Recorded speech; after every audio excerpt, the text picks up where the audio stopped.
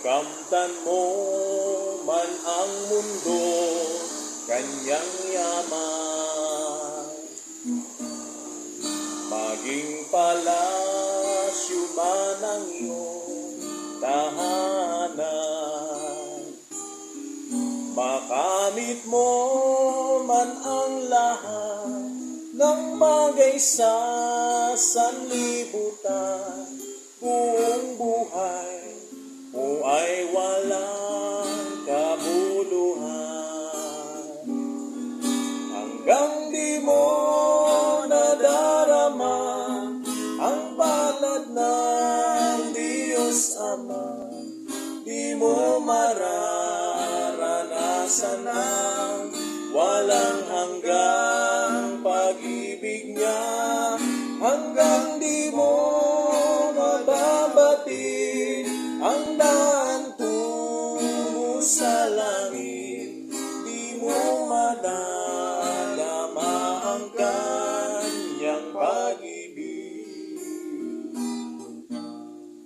Kung sa lupang ito ay laging tanyagan, maging bata at matanda'y kilala ka. Ngunit di mo namamasdan si Jesus nga ng mukhaan. Lahat ng iya'y pawang walang kabuluhan. Hanggang di mo nadarama ang palad ng Diyos Ama, di mo mararanasan ang walang hanggang pag-ibig niya. Hanggang di mo nababati ang daan tungo sa langit, di mo madadama ang kanyang pag-ibig. Kung nasa'yo man ang lakas at talino, umangaman sa iyo ang buong mundo,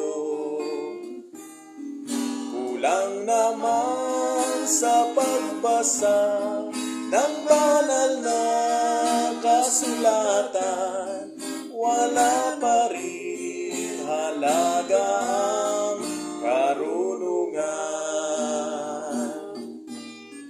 Hanggang di mo nadarama ang palad ng Diyos Ama, di mo mararanasan ang walang hanggang pag-ibig niya.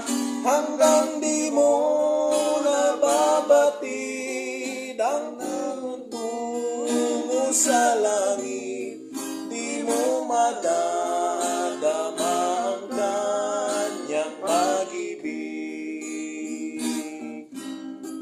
Di mo madadama ang kanyang pag-ibig.